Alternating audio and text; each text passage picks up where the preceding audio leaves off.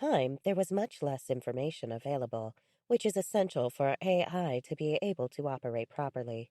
For this reason, it has only been just recently that AI technologies have been able to progress in the effective tools that we see them today.